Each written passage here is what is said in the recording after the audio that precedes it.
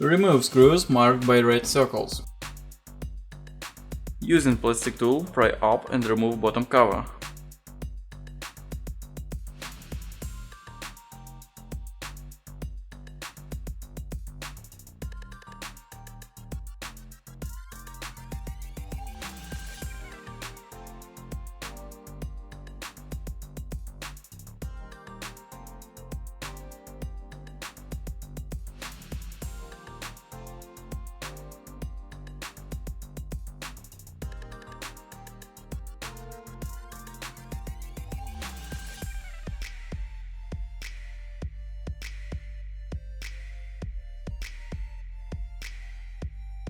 Now unplug battery cable.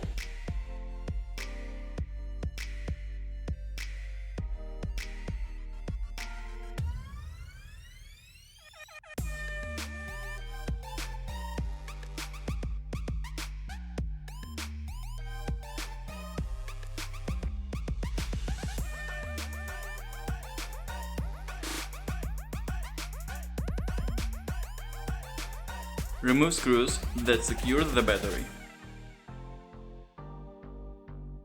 To replace it, you need to make same steps in reverse order.